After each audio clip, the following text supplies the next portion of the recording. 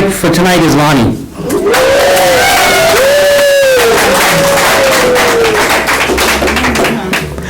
Hi everyone, I'm Lonnie. I'm an alcoholic.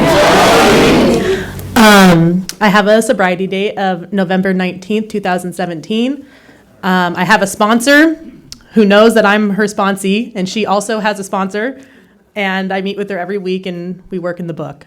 10 minutes is a little hard, so I'm just gonna do the best I can. But so I grew up here in South Bay. My mom and my dad, they met in AA and they had a sobriety baby, which was me. And so I grew up coming to AA meetings, the ones that allowed kids, and I thought they were so fun, like the childcare, like all the other kids. It was actually a really fun time. There was one meeting in particular that I remember going to when I was a little kid. I called it Green Street. I don't know what meeting that was, but it was over in North Redondo somewhere, and they had like food and all the kids, and we'd like play in these filing cabinets, and it was really fun. So I always had kind of like a knowing about AA. And I knew that I really didn't want to be an alcoholic. I really didn't want to like have to end up here. But that being said, so I had friends. I knew right from wrong. I had a strong sense of self. Like honestly, like I didn't really have any reason to be an alcoholic. I was pretty stable family growing up, but unfortunately, my father did pass away at 13, and I'm not going to say that's what made me an alcoholic, but I think that loss may have triggered my predisposition for alcoholism. So what happened was the very first time I took a drink, I was going into 9th grade, and I had always looked older, and there was a few boys that I knew on Facebook. This is back in the beginning of the internet. So there was a few boys that I knew on Facebook, and they were in high school, and I thought they were cute. And so we went down to the beach, and we drank, and I threw up on the sand everywhere, and I was spinning, and they were getting me bread from Mickey's, and it was the best time ever. And from that moment, my whole life became about drinking and using. That was it for me. Even though I wasn't able to black out, I physically couldn't drink enough without throwing up. I don't know why you throw up. I think it's like mild poisoning or whatever. But I was experiencing that before I could actually hit the blackout. But once I built a tolerance, I was a blackout drinker every single time, regardless of the consequences that I had, right? So in high school, it was very hard to drink and use the way that I wanted to because I had a sober mom who would always threaten to send me to Utah. And I did not want to go to Utah, you guys. I wanted to party down here in the sand. And unfortunately, I knew that we had the means to be able to send me to Utah, so I knew that she meant it. It wasn't an empty threat. So I did a little Hannah Montana, and I lived 2 different lives. And I would do high risk behavior, like sneak out and spend the night outside with like my girlfriend, just random stuff, just to be able to drink, and it wasn't even any fun, right? Until I got into college. So everything I did was to be able to make just good enough grades to get into college to be able to leave. And that was kind of like the whole thing. Like Lonnie's going to be the child that gets her college degree and she's going to do something, right? So I was able to ride the coattails on that to like kind of like manipulate my way into my alcoholism. So I chameleon into a sorority, one of the top ones at University of Arizona. And from that, I really wish I could tell you a bunch of crazy stories, but one of the only things I vividly remember is that, guys, I am not allowed to use Uber or Lyft anymore. I am permanently banned from my days in my sorority from peeing and puking in too many people's cars. So to this day, I cannot get an Uber or a Lyft. And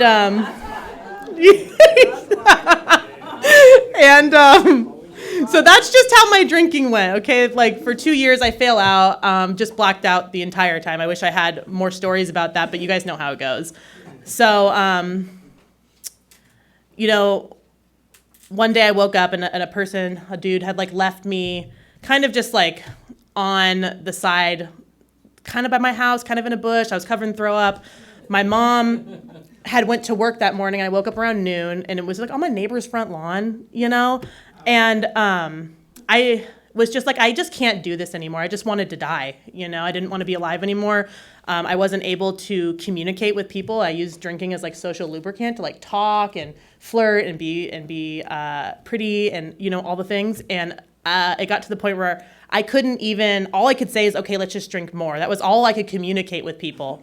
And that was really sad as a girl who was 21, right? I got sober at 21. And I prayed my first honest prayer that I had prayed since middle school. Thank you. It was, God, I really don't want to be an alcoholic, but I'm going to go to an AA meeting. And I need you to show me a sign, because if I don't get a sign this AA meeting, I was so demanding, you guys. This AA meeting, I am never coming back. And I earnestly meant that. I meant that.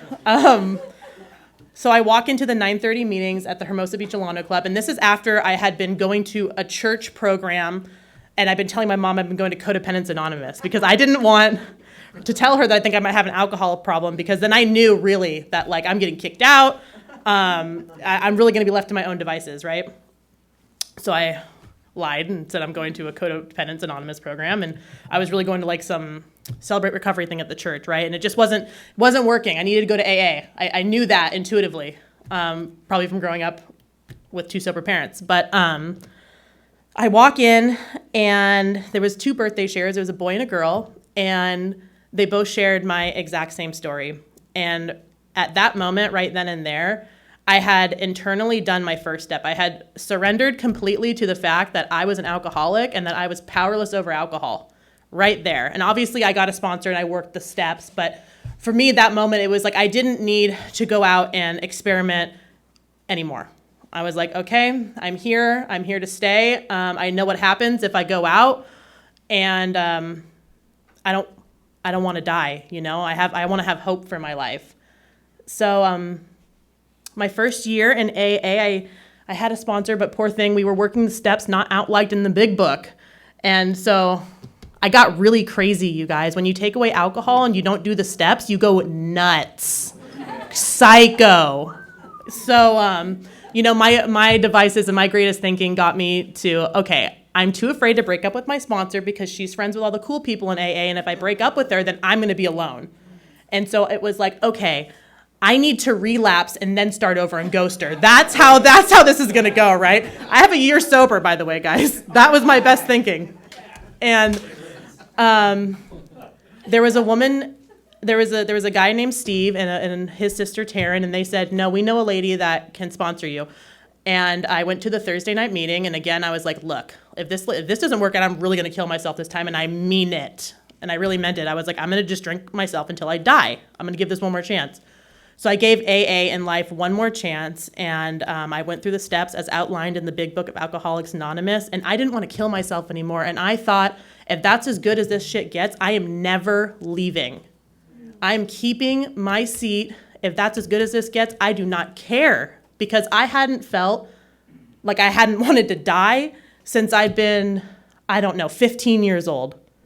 So it was finally the first time in my adolescence or my adult life that I just didn't want to kill myself. And I know that sounds bleak and gnarly, but that's really what it was for me. And I wish that some people had pink clouds. I didn't. It took me a while to find my tribe. I had experienced some heartbreak in the fellowship. I know that many of you guys probably have too. And, it got to a point where I never wanted to come back to AA again. Because, sometimes people don't work principles. And I'm sorry, not principles, the traditions. There's certain traditions that people don't work, and it hurts people, and that's my story. That's what happened to me. It hurt me. But I gave again, like I did when I was 1 year sober. I gave life a chance again. I gave AA a chance again, because I knew if I isolated and I didn't come back to meetings, I was going to drink and I was going to die and I was going to want to kill myself, and I didn't want to do that. So I showed up again. I walked through the fear, and, my life is like, I feel like I'm going to start crying, guys. My life is so big and so full, and it's so good. And even though I struggle with wanting to be married and things like that, and that hasn't come to fruition for me yet, but it's like my life is so big. I have so many beautiful people that want to hear me speak and want to have me be involved, and I can help so many people. And I started getting involved in GSR, and I had no idea what that was, but my girlfriend Alex, she was like, you should do it. And I was like, okay. And I'm making all these connections, and one of the greatest miracles that's happened recently from, working the steps and staying in my seat and not giving up 5 minutes before the miracle and being honest with my 10 steps and my 11th, and no one's ever asked me to sponsor them, but my 12th is I try to be of service to people, speak on panels, I show up, I take commitments. There's other ways to be of service rather than just sponsoring people. And I went to the international convention in Canada, and I honestly thought I was never going to be able to get on a flight sober. I really didn't think I was going to be able to do it, guys. When I used to fly, it was like, it was gnarly.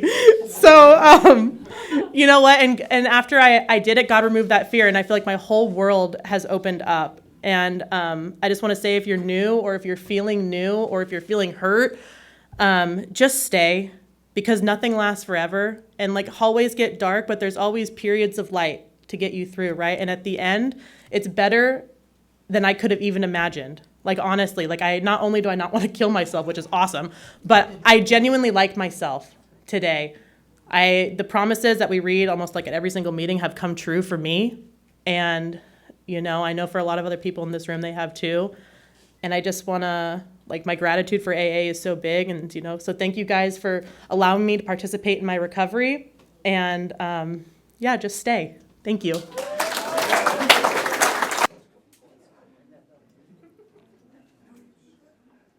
We will now recite the Serenity Prayer. God, grant me the serenity to accept the things I cannot change, the courage to change the things I can, and the wisdom to know the difference.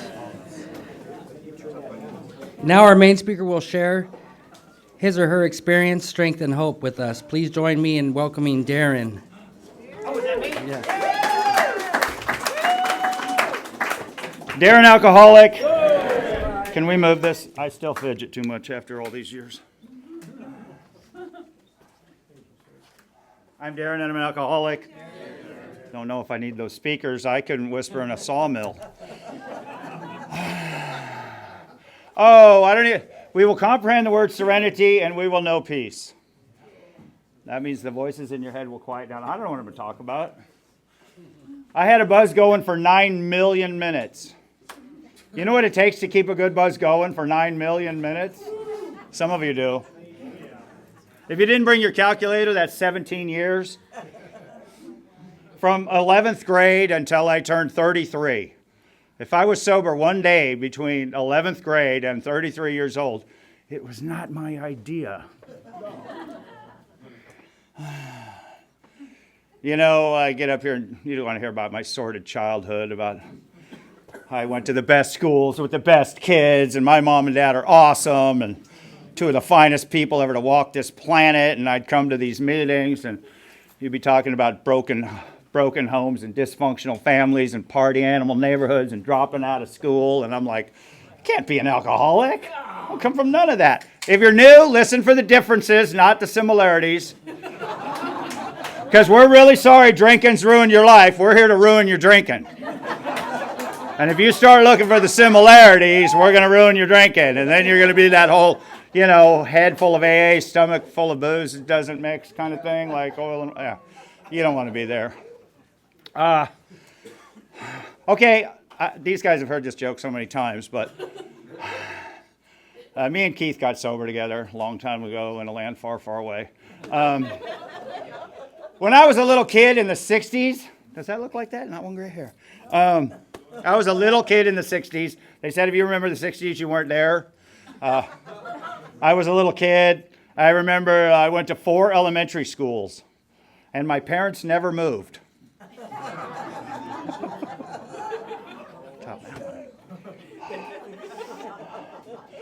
So I was at St. Martin. Every one of those schools, I've been to meetings. They have meetings there. God.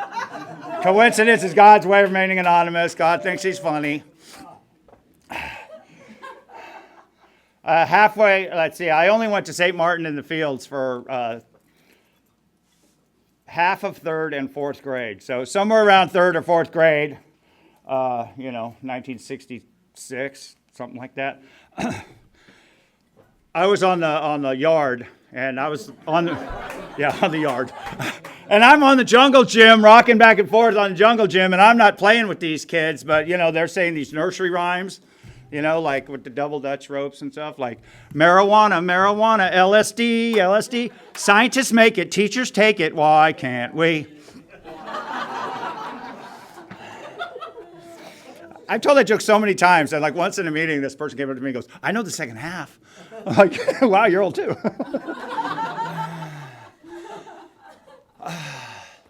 So I went to, St. Joseph the Worker for second grade and half of third. And fast forward like 30 years later, there was a Friday night Cocaine Anonymous midnight meeting at St. Joseph the Worker in the classrooms. And they had this long classroom building. And coincidences, you go in the front door, and it was like really wide doors. And you turn left, and there's a really wide staircase. And we would go up the stairs, down the hall, third classroom on the right. Out of every classroom in this entire school. I'm there just passing through. I have no desire to get sober. I don't know what these meetings are all about. I'm just in the meeting, and I said to the secretary, like, why is the meeting in this room? This is the room the church wants us to use. And he walked away. And I'm like, this is the room I got kicked out of third grade. Not any of the other rooms, this one. God thinks he's funny.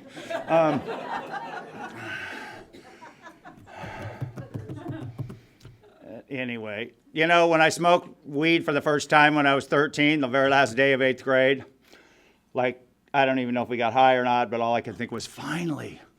Some shake we got from the older kids, finally. And an hour later, I'm in the corner getting screamed at by my dad. Where were you? Arr, arr, arr. I was over there. No, you weren't. You're lying. Start over. And I'm like, oh, we came around the other side. No, I was over there too. You're lying. Start over.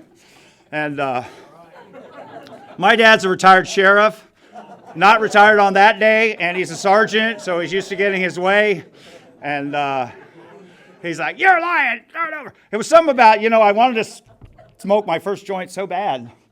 I pawned my little sister off on the neighbors, who was like 8 years younger and didn't leave a note. So they were looking crazily for her. And then they found her, but didn't find me. So by then they had lost their minds. And I'm in the corner like, arr, arr. I think the first time I get high, I'm in trouble. An hour later, because a sign. No, we don't get that. So he's screaming at me, you're lying, start over. And I'm like, arr, arr, arr. Oh no, we went down, you're lying, start over. You know what? After a while, I wore him down and he went away. So rule number 1 is don't get caught. Rule number 2, don't get caught. Rule number 3, deny to the bitter end. I don't care what they know, what they think they know. It wasn't me. It was a guy who looked like me. I left early. I had nothing to do with it. I told him not to do it. I don't know what you're talking about. Just deny to the bitter end. I come to these meetings, and if you go to the step study and get spoon-fed this thing 3 pages at a time, and if you go to the book study and get spoon-fed this thing 3 pages, I don't care how good your sponsor is, go to the book study and get spoon-fed this thing 3 pages at a time. Go to the step study, get spoon-fed. In step 4, in the 12 and 12, written 10 years before I was born, it says, we brought alibis to a fine art. Denied to in step 1, it says admitted. In step 5, it says admitted. In step 10, it says admitted. That's not where we come from. We come from denied to the bitter end. If you're new and clearing away the wreckage of your past sounds like a hassle, it is. If you're new and building a new and better way of life sounds like a hassle, it is. But man, it's way easier than living life loaded one day at a time. Clearing the tracks and covering the tracks and clearing the tracks. I heard a speaker say you can lose the character defect when there's no longer a payoff in it for you. If you're new, character defects are like lying, cheating, stealing, conning, conniving, and manipulating, usually to protect my right to stay loaded one more day. Clearing the tracks. Amazing when you take the drugs and alcohol out of your day, how much you don't need to lie, cheat, steal, con, connive, manipulate, when you're not spending the rent money on partying and borrowing money from everyone at the job site. Oh my God. It's a game you can't win. It's way too much work. I'm always handing out food to the homeless. And my wife's like, why do you do that? I go, those people keep me sober. And they're like working their asses off. And I'm like, a 40-hour job is less work than whatever this is. I never tell them I'm a sober member of Alcoholics Anonymous. I say shit like, I used to be homeless, but then I quit smoking cocaine and then I quit being homeless. Like, fuck, who knew? And I just levy there for them. And let's see. Okay, so my mom graduated from all-girls Catholic high school in Hollywood in 1959. No dirty jokes, no cussing, no smoking, no drinking. She thinks the nuns are still watching her. I mean, maybe they are. So mother doesn't know anything about it, so we can't keep that. She don't know nothing about partying. And, my dad worked 3 to midnight my entire childhood. So, just don't get caught. Don't get caught. We lived in this giant house on the hill, and he used to come home in the sheriff car to do the paperwork for mother's beauty shop and paperwork for the rental houses and shit. We'd be up on the balcony, like smoking weed in high school, and they'd be like, "Fuck, the cops are here!" And it's like, "Oh, that's Darren's dad, quick!" And we would just run down the balcony, jump off the other side, and run over to one of the other kids' houses. And my parents are full-blown workaholics. If you lived in the neighborhoods I lived in and went to the schools I went to, your parents were also workaholic, which means no one was ever home. They were never home. My parents worked 3 jobs each for 80 years, and now they have his and hers mansions, and they're still married, and mother's 85. She's probably at work right now. I'll tell you what a workaholic mother is. And then we'll talk about normies for a second. Normies cannot understand why we do this, why you did this. Why would he possibly trade that $100,000 job because he wouldn't stop drinking? It's like, no, he couldn't stop drinking. It's like, I can't believe he lost the prettiest girl in the world because he wouldn't stop getting loaded. And it's like, no, because he couldn't. They don't understand the difference between will not and cannot. And in the beginning, they read will not or cannot. The will nots become the cannots, right? The will nots become the cannots. And let's see, here's how oblivious normies are.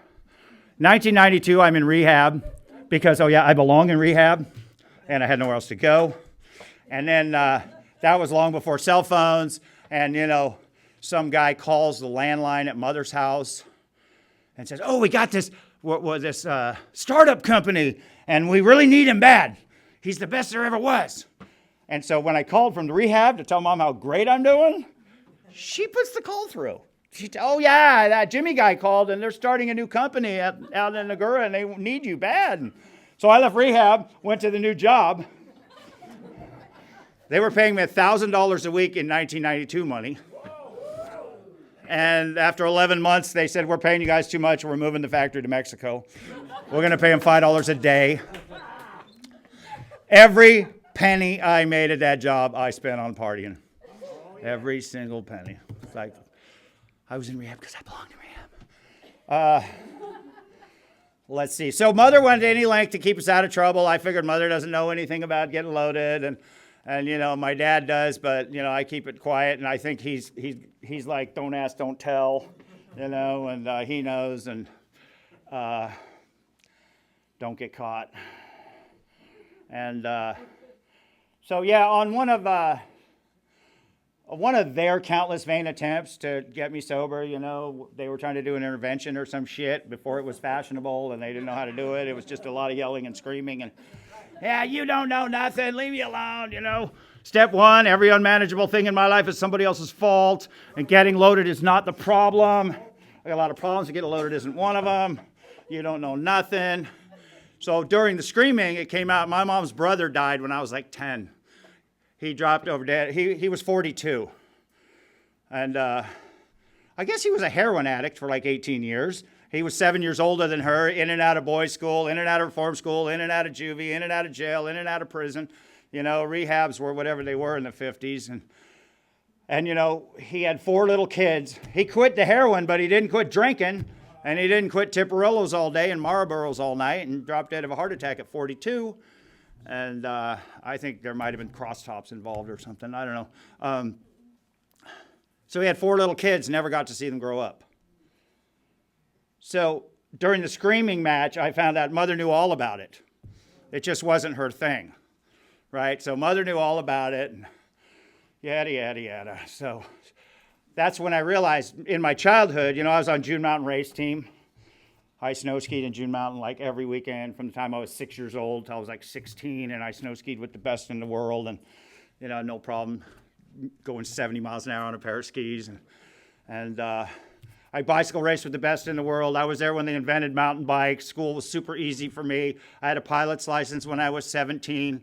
I built race car engines for NASCAR. Everything was just so easy. I had the world on a silver platter. And when you're flying little Cessnas at like 18 years old, and I go to the airport by myself, 18 years old, oh yeah, I like the blue one, 667, give me 6, okay. Take it up, fly it up Santa Barbara, over to Santa Paula, a couple touch and goes, bring it back, land it, fill it with gas, park it, by myself. And I would do that all the time. And then they had this really stupid rule with those little airplanes, 8 hours bottle to throttle. I think it's more now, I think it's like 12. But by the time I was 19, I could not get 8 hours. And I traded, airplanes for weed because I could not go 8 hours without getting stoned. And so kids today, like, don't explain shit to me, okay? I sold a pound of pot a week for 10 years. I never had a bag of weed smaller than a pillow. Every bong load I ever took was free. I got sober in a 7 a.m. meeting because I like wake and bake. You guys like wake and bake? I was working at a bar in Santa Monica in 1983 when I was 21. When you're 1,000 feet from the beach and you're the daytime bartender at Willie Tiffany's on Main Street, you're everybody's best friend. And I met some girl, and she took me home one night, and I stayed there for 6 months. And she's like, "You're smoking weed at 6 in the morning every day?" And I'm like, "Yeah, so what? I've been doing it forever." And she's like, she was much more of an alcoholic. That chick could drink 30 drinks and not even look buzzed. My kind of girl. So one night she calls up. It's in the middle of the night, California time. She's calling West by God, Virginia, where she's from. And she gets some old lady on the phone, gets the phone number of a different old lady, hangs up on her, calls this other old lady. It's got to be like 4 in the morning, West Virginia time. Gets the recipe for Bailey's. Bailey's is like $16 a bottle, right? You can make a blender full for $4, fill 2 blenders, at which point I had Bailey's and coffee every morning for the next 10 years. And I would come to these meetings, and you talk about shit-face, fall-down drinking, and black hat drink. I'm like, no, I don't like that. I just need to have that medium buzz going all day long. I want to Bailey's and coffee for breakfast, smoke some weed, maybe just a little pinch of crystal meth in my orange juice to get me out the door, and operate dangerous machinery all day. And the audacity of those normies to think I shouldn't cook crack with a welding machine while I'm doing fighter jet parts, and jeez, I don't get it. So I had this other girl. I had this other girl, and her family came and did an intervention. This was years before it was fashionable, and we got to get little Carol away from that boyfriend. His evil boyfriend's got her hooked on drugs, and they're not answering the phone, and they're not going to work. And if you see them, they look like vampires on a day pass, and it's all his fault. We got to get him away from her. So they came and took her to rehab, and then she got her 30-day chip, and they came back with a Beacon's truck and took everything, even the light bulbs. Problem with girls is you give them everything, they take it with them when they leave. But they left this one red light bulb. They did some jokes on their way out. They took everything, even the furniture, but they left this one red 25-watt light bulb in the living room. They took the fixture down and just put this red 25-watt, so it was like an opium den or something. And there's this one rickety dining room table that I fucking hated that table. She knew I hated that table, and it was the only thing that was actually hers. So I'm sitting on the floor with, Lance and Billy and drinking Crown Royal and smoking cocaine and, take a really good hit. And they're like, Billy's like, what are you going to do? I don't know. Rent me a room. No, I don't live with guys. So I take a really good hit, when you can hear a mouse pissing on cotton in the next room. And ping, idea. All I need now is a new girl and new furniture. 3 days later, all I needed was furniture. And Let's just fast forward the next 10 years. 6 girls, 6 evictions, 6 sets of furniture. Cops took away 6 different cars. I was in 6 different jails. Getting loaded is not the problem. I did figure out after the 4th one, just find a girl that has furniture. I just go over to your house and stay for like a year and a half. And I loved them all. I was going to marry them all. We was all going to live happy all ever after. Well, one at a time. But when the eviction was final and the neighborhood fell apart and the cops took away the car and I spent another holiday weekend in the back of the police station, and, you know, me and the girl never blamed anything on the drinking, never blamed anything on the drugs. It's just, oh, gee, a long string of circumstances beyond our control prevent us from hanging out anymore at this time, but I'll see you around. Love you, big much. You know, I'm still friends with every one of them. Every one of them needs a seat here, because if you can't party, I can't hang. And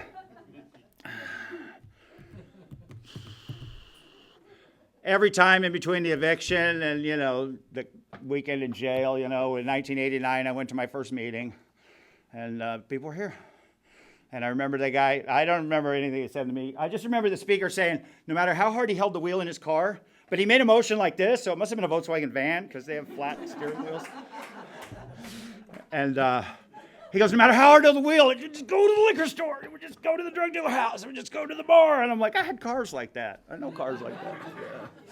Now I have cars that just go to the meeting. I'm supposed to be at work, and let's see what they're doing over at this meeting. That was before cell phones. Now it's a damn leash. You're sitting in the meeting. They're like, where are you? I thought you were delivering that shit, you know? And I was like, hey, traffic is bad. So in 1989, I went to my first meeting. In 90, I went to my first treatment center. In 91, I went to a different treatment center. 92, I went to rehab. 93, I went to court order drug diversion. Because all those people wanted this thing for me more than I did. I didn't know what you guys were doing. 94, I went on the run to end all runs, because you're trying to take this away from me. If you're new or used, no one can take your bottle away. Your beer bottle, whiskey bottle, vodka bottle, cooker bottle, shaker bottle, nobody can take it away from you. If they could, they would. If your ex, your mom, your fancy job, your boss, the police, the judge, if any of those people could have took it away from you, they would have. Okay, and they get pissed off when you get 6-month chip here, and we do more to fix you up than they could do in 10 years, you know. If you read chapter to the wives and the family afterward, they're irritated that we fixed you up, and now you want to hang out with us. And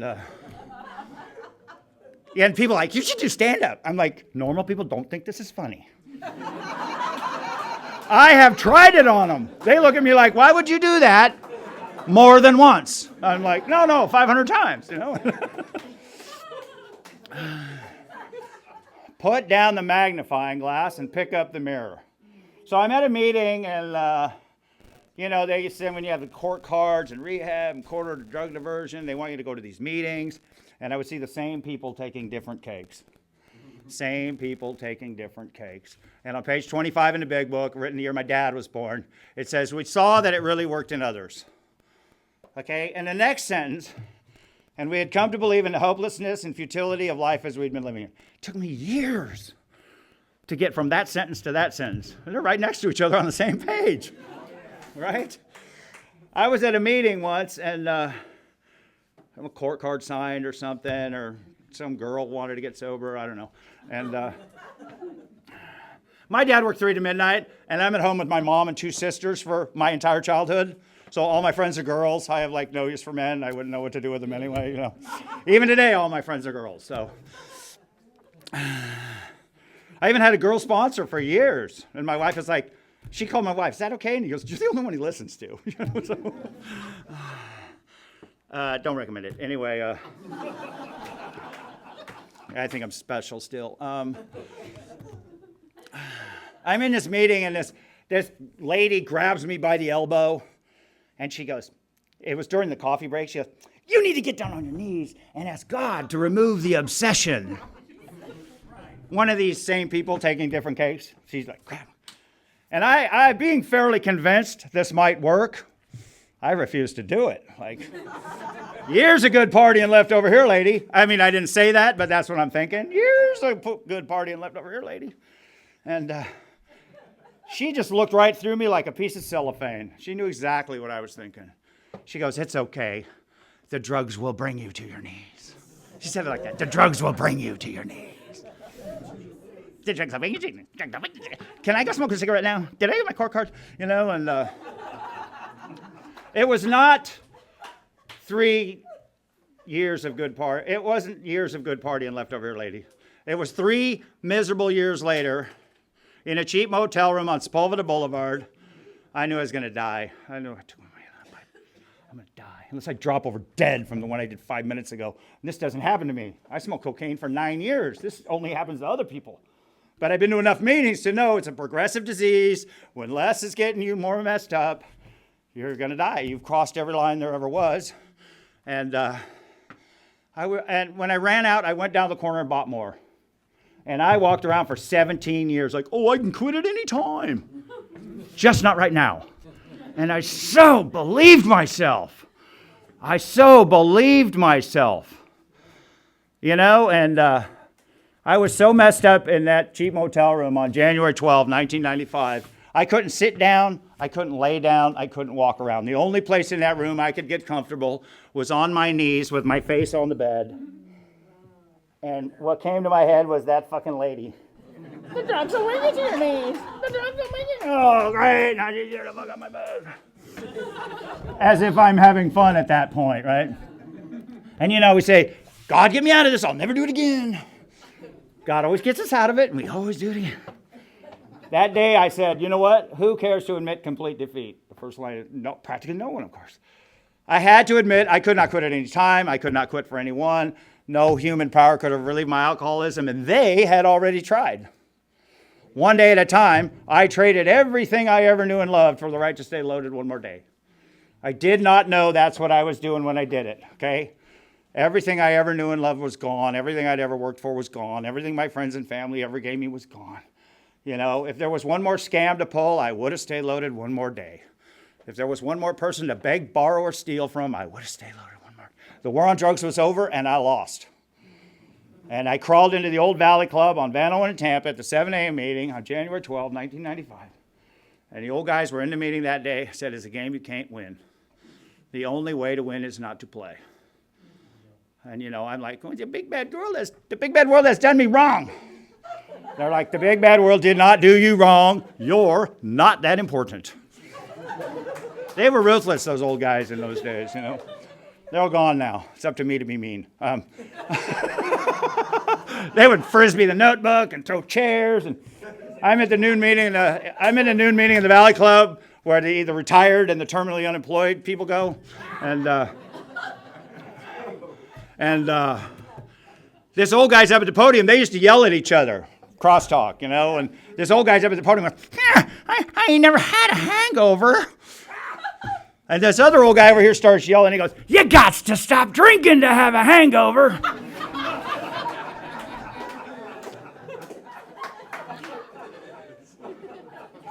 You could smoke in the meeting in those days. I'm over there chain smoking like, oh shit. No wonder I don't have hangover. Coming down sucks. They told me you never have to come down again. You never have to run out again. Running out sucks. It's not one of the choices. Coming down sucks. I don't know. Hangover? You know, I used to like smoke cocaine and stay awake for 7 years. You know, and if I went to sleep, you'd party without me. That's not it.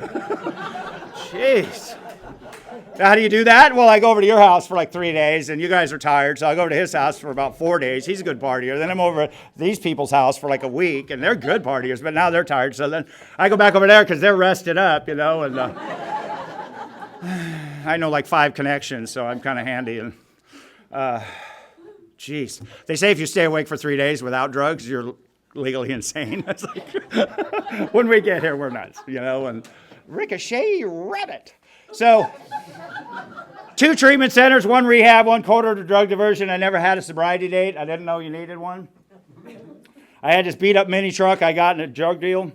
You had to jump in, push start it, bump second gear, and this guy who had like 10 and a half years wanted me to help him move furniture after the 7 a.m. meeting.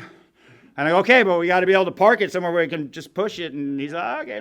So we're going over there, and he goes, so what's your sobriety date? I had like 2 weeks. And he goes, I'm like, sobriety date? Huh? Huh? And he goes, when was the last time you got loaded on purpose? Well, 2 weeks ago, Tuesday, because I was supposed to be at Sober Living. And then I had that little voice telling you, run down to the corner, back in a minute, no one will know. Yeah, 3 days later, they noticed I was missing. When you go back to Sober Living, they're like paper or plastic, and 2 weeks. So he had a little Palm Pilot thing before they were fashionable, when everyone else had Day Planner. You remember that? And he gets it to Palm Pilot and he goes, January 12th. Know it, live it, love it, learn it. And then he changed the subject to his furniture and his new house and blah, blah, blah, blah, blah. When you're 10 and a half years sober and the newcomer's helping you move and he has 2 weeks, that's as far away as the fucking moon. That's as far away as the fucking moon. And when I had 10 and a half years, I gave that guy a cake for 21 years. And last Saturday, I was at his fucking house for his 40th sober birthday. So that guy was nice to me when I was on the court card, nice to me when I was passed through. He was at the first meeting I was ever at. He was at my wedding. He was at the hospital when my kid was born. Oh, let's back up a little. I'm in a meeting, and this is in 1992, I think, and I met some girl in the meeting, and we're arguing over whether crystal meth or cocaine was better during the break. And I'm like, cocaine comes from a plant. Crystal meth comes from the paint store. It can't possibly be good for you. She goes, well, I didn't like smoking cocaine. I go, well, you didn't do it right. So I went over to her house, and, after about 11 months, she was 5 weeks away from a 1-year cake. And I had 7 months on a sort of court card, but I never had an honest 30 days, But she's like, if we don't party together, our relationship won't be complete. And her dad told me she's not a party animal, she's a party machine. And so she was 5 weeks away from a 1-year cake. So we're going to go out one night and not tell anyone. And get a cake with a happy face that's winking, because we're the only ones that know we went out one night. Only when we went out one night, 11 months later, it was the same night. That woman, we're married now. She also has 30 years sober. And it was like, she has 49 days more than me. And everyone's like, did she tease you about that? No. She's still pissed off. She didn't get her fair share of the dope that's all gone. Don't talk about it. 30 years later. So for our 10-minute speaker, I never got married for the first time until I was 36. To a girl who was 37, and for the first time she ever got married. And now my kid just graduated UCLA, and she has never seen either with zero debt. Because, Daddy doesn't spend his money on drugs. No. And she's never seen either one of us loaded, never seen either one of us smoke a cigarette. I haven't had a cigarette since the baby was born. You know how much 27 years at $5 a day is? More money than UCLA. Okay, so let's back up. I'm 4 days sober. They would always say in the meeting, well, those of you in your first, I was never in my first.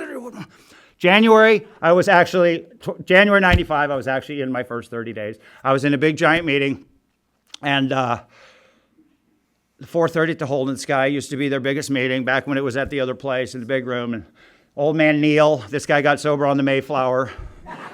I like listening to the new guy talk. I actually stood up as a newcomer. I had like 4 days. He goes, hey, new guy, get up here. Tell us what's really going on. So I get in front of this big meeting, and I go, one more time I've partied myself out of house and home. One more time I've reduced myself to rubble. One more time I have no house, no job, no car, no driver's license. Warrants for my arrest. I owe everybody money. My friends want to hang out with me. My family wants nothing to do with me. And I had gray skin and yellow eyes and dark circles down to here, and I looked like a vampire in a day pass, and I had nowhere to go and all day to get there. And I go, and my family wants nothing to do with me. And somebody over here yelled, welcome, and everybody else starts clapping. It's the only place you're going to find where the more fucked up you are, the more we like you. The more messed up you are, the more we like you. But we don't expect you to stay that way. And I'm like, no, the big bad world did not do you wrong. You're not that important. Okay, I know, it was a long string of bad luck. And they said, no, it was a long string of bad choices. And you could start right here, right now, with a long string of good choices. Well, we don't know what that is. So you got to go to like 1,000 meetings. If you go to one a day, that's 2 years and 9 months. You listen to 10 or 15 people share, and so that's 10,000 shares. And, they read the promises. We will intuitively know how to handle situations which used to baffle us. That takes like 1,000 meetings. And then when they say the serenity prayer, the wisdom to know the difference, that takes another 1,000 meetings. You know, one day at a time. I go to meetings, I listen to what people do and what happens when they do it. I listen to what people don't do and what happens when they don't do it. I listen to what people pray for and what happens when they get it. Right? You know the 1,000-year-old saying, careful what you pray for, you just might get it. People to me, I pray for patience, I end up waiting around all the time. Don't pray for patience, you end up waiting around all the time. Oh, I don't pray for love and tolerance. God will send you a half dozen assholes to practice on. Get up every day and say, God, please keep me sober today. And when you head to bed sober, you say thank you. And every time your head starts running, like, hey, run down to the corner. We'll be back in a minute. I don't know. God, please remove this obsession. It would just go away. 10 minutes later, hey, let's go over to the side store and get those little chocolate things with the rum in them. Those don't count.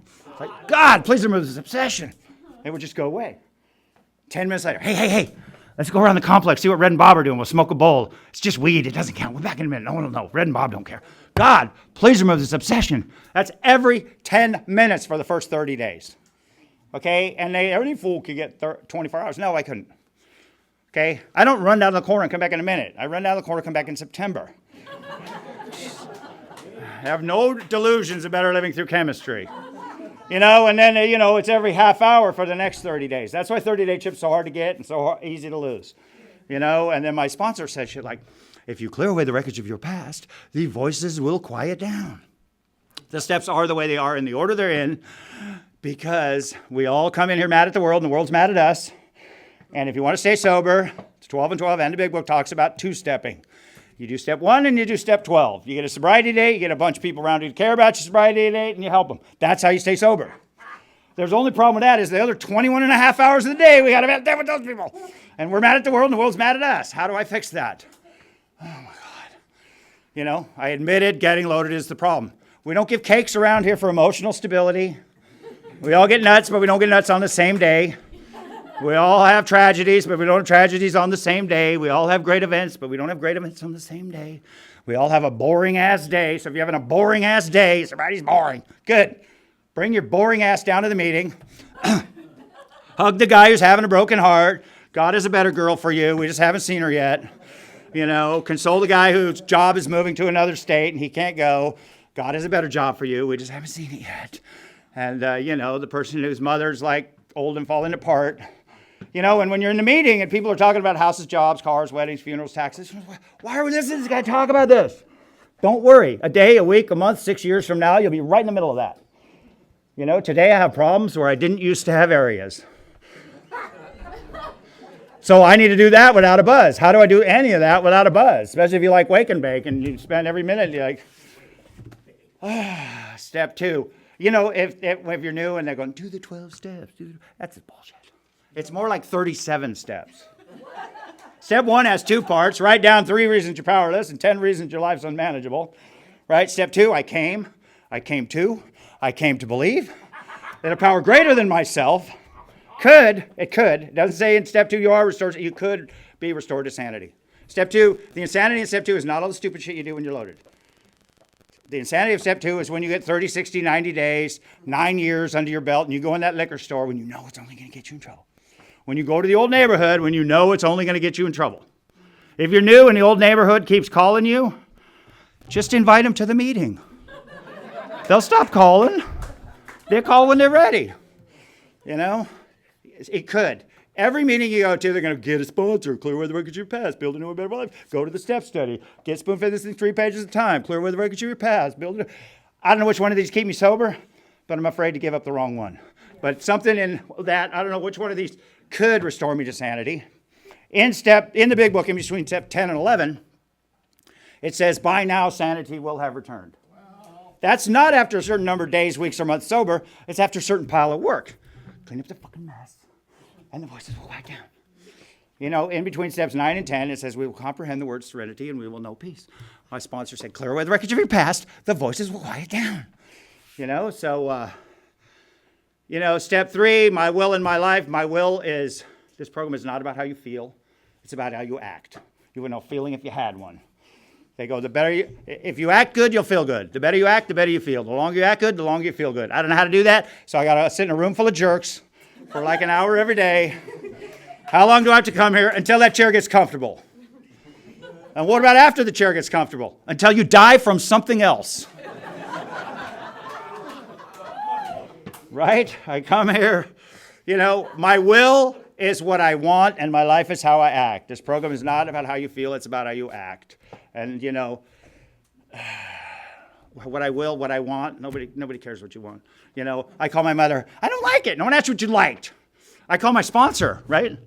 Nobody asked you what you liked. I don't want to. Nobody asked you what you wanted. I'm not gonna. Yes, you are. It's not fair. Nothing's fair. The fair is in Pomona. It's like, I could call my mother and she would say the exact same 5 responses and she'd be glad I called. Step 4, made a searching and fearless moral inventory of ourselves. What does that mean? I don't know. That's how they talked in 1935. They said, put down the magnifying glass and pick up the mirror. Okay? And look over your shoulder at life as I had been living it. And step 5, it says admitted. Admitted to ourselves, admitted to God, to admit another human being, the exact nature. They told me, God already knows what you did. Your friends and neighbors all know what you did. I had to admit to myself, my life is a wreck because drugs and alcohol made it that way. My life is a wreck because I made it that way. I'm like, no. It was the girl I lived with, the girl I was supposed to live with, the guy I worked for, the guy I was supposed to work for, my mom, the teachers, the police, the lady next door. If all these people would have behaved the way I wanted them to behave on the day I wanted them to behave that way, I wouldn't be in your lame-ass meeting right now. And you guys, listen, Sonny, listen. Those people aren't at this meeting. Those people aren't at this meeting. It's not about who I can blame. It's about how I can change. Remember that guy Spencer? Perfect Elvis hair. Every time you called on the guy, he goes, it's not about who I can blame. It's about how I can change. I thought that was so cool. I was secretary of a step study 4 times before I realized that's in step 4 in the 12 and 12. It says, where others are concerned, the word blame must be removed from our speech and thought. As long as my life is their fault, my life can't be fixed. Right? It's not about who I can change. And don't drink anything, don't smoke anything, don't snort anything, don't take any pills. Do one thing to make your life better, go to the meeting tomorrow. Day will turn into a week will turn into a month will turn into 90 days. That's 90 things you've done to make your life better. When I got here, I was new. I'm going to fix it all. I'm going to fix it all by Friday. I'm going to fix it all by lunch. This time tomorrow, I'm going to have my shit together. No. This is slow bridey, kid. Took you 17 years to get into the woods. You're not getting out in 30, 60, 90 days. Maybe 1,000 days if you hurry. If you hurry. That's like 2 years and 9 months. If you're messed up enough to want this thing, probably take 2.5 years to clean up the mess. And if you're only on silent treatment with 3/4 of the family, keep getting loaded. You can wear out the rest of them, I promise. And it's going to take 2.5 years to get off silent treatment with some of them. So if you don't drink anything and you don't smoke anything, and don't be calling me, I'm getting my shit together this time. They don't want to hear it. They don't want to hear it. I got my 6-month chip. I go over to my dad's house, one of the finest people ever to walk this planet. He's been retired, for years. And I go over there and he says, I go, look, Dad, look. And I gave him the 6-month chip on the dining room table. And he goes, that's for you. That's not for me. And he puts his finger on it and he goes, across the table about halfway. And I went, what he really meant was, seen it before, didn't believe it that time either, right? So I just casually put my finger on it, slid it the rest of the way across, dropped it in my lap, put it in my pocket, and then started talking about that pile of shit on the side yard. Let's put it in my truck and I'll take it to work and put it in the dumpster, Back to you now, Dad. And 6 months later, I went over there with a 1-year chip. And I gave him the 1-year chip, one of those black ones that says 1 year. And he goes, oh, this one I'll keep. It wasn't because the chip was better. It was because I was better. Okay? And we lived 2 blocks apart. Me and my dad got to be best friends for 56 years. 23 of those sober, And here's a funny story. I had scholarships to universities in other states. I didn't go. I went to like 5 years of college stoned and got 3 years worth of units. Pretty good grade point average. I go to class high. I take notes high. I study high, do the homework high, take the test high, and score high. Those are the kids I hang out with. And but I had scholarships in other states. We'll go in a minute. Oh, okay, we'll go next semester. We'll go in a minute. No, we'll go next semester. Next thing 10 years goes by, I didn't go. 20 years later, was a 12-year cake. I told my mom and dad to come give me a 12-year cake. I was like a month ahead of time, buttering them up for something I'm not going to get. And then the day happens, and my friends are like, come to my meeting. And my other friends are, come to my meeting. And take cake, come to my meeting. No, I told my mom and dad. Mason and Lassen, the big speaker meeting. That's Mother's Church anyway, you know. And I call up. Where's Mom? She took Nick to tennis. Oh, good. I'm off the hook with her. Dad, it's my birthday. He goes, no, it's not. Your birthday was 2 weeks ago. I go, no, Dad, I'm 12. He goes, oh, I'm over it now. Believe me, my first 3 or 4 years sober, he was not over it. All the opportunities I squandered, you know. One day at a time, I traded everything I ever knew and loved for the righteous day loaded one more day. I did not know that's what I was doing when I did it. But when I got here, they said, put down the magnifying glass and pick up the mirror. So let's do step 6 real quick. Stop being a jerk. Character defects. Step 7, start being a nice guy. I don't know how to do that, so I got to get up every day. God, please help me get up. God, help me to be nice. God, help me to be light and polite. God, help me go to work and do the jobs they want me to do. I want to do all the easy jobs. No, God, help me. God, help me. God, help me. I don't want to go to my sister's kid's stupid fucking thing. God, help me to get out of bed. Let me leave early, get there on time. You know. Step 6, stop being a jerk. Step 7, start being a nice guy. Step 6, stop being a taker. Step 7, start being a giver. Step 6, stop being late every fucking place. Step 7, start being early, you know. See what you can bring to every situation. And then after like 6 months or a year, 2 years, the normies will say shit to you that's really irritating. Oh, you're not half the jerk you used to be. As if to imply I used to be a jerk. Like, now I just got to smile and nod and say, you have no idea. You're going to sit with a room full of jerks every day to realize when I'm being subtly bad or angrily bad, or listen how that one behaved on the freeway and that one behaved at Mother's and that one hates her sister, that one loves her sister, that one hates her coworkers. How do I do that without grace and dignity? You know, I got to come here and listen to you guys. And, you know, you come to the meeting and you see that one guy, oh, I've been sober 14 years. I ain't been to a meeting in 9 years and nobody wants to play with me. Because you're a jerk and you don't even know it, because you don't come listen to us jerks act like a fool. And what it's like today, I've been with the same girl like 33 years, 30 of those sober, 30 and a half sober. Oh my God. You know, 28 of those married. My kid just turned 27. She never seen either one of us loaded, never seen either one of us smoke a cigarette. And you can go to 27 weddings and not drink. You can go to 27 funerals and not drink. You know, you can go to 30 Super Bowl parties and not drink, and 30 New Year's Eves, and 30 Valentine's Day, even if your date stands you up, and, 30 funerals, even for people you did like, you know, and not drink. And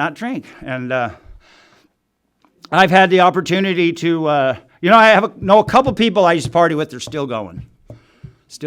And you know what? They've not had a career. They've not had a marriage. They don't have successful children, you know, so everything I own, I owed Alcoholics Anonymous. When I got here on nothing, I had so much nothing. If you knew me the day before I got sober, I owed you money. So remember those old printers with a box of paper? That was what was in my head when you talked about step 8. Made a list. That paper would never stop coming out. Fast forward 10 years, 15 years, you know, having a bad day. People, how can you be so fucking happy all the time? I used up all my bad days before I got here. I can definitely conjure up a bad hour and a half before I realize that's what I'm doing. And people are like, why didn't you make a gratitude list? You know what I think of when people say that to me? That fucking printer. That would just be bragging, lady. Get away from me, you know? And then all of a sudden my AA was supposed to be attitude adjustment, but I guess that was already copywritten. I don't know, I want to hit you all with a bucket of sobriety, but, you know, step 12, having had, the steps are in the past tense. Here are the steps we took. You do whatever the fuck you want. You know, these guys had their shit together. I did not have my shit together. Here are the steps we took, having had, past tense, a spiritual awakening, past tense, as the result, past tense of these steps, we tried to carry this message and to practice these principles.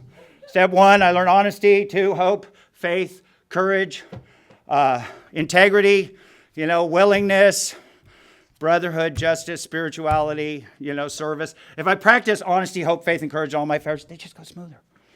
You know, and if you're going to the step study, don't ditch out for the 11 weeks there on the traditions. Because if you take these to work and your home and your neighborhood, you don't have to tell them about it. Just have them in your brain, and that all goes so much smoother. The simple, silly suggestions I've gotten around here, I could not have made up on my own. They told me when I was new, get a piece of paper, write down everything you want out of sobriety, and then lick it, staple it, glue it, fold it up, put it in your sock drawer.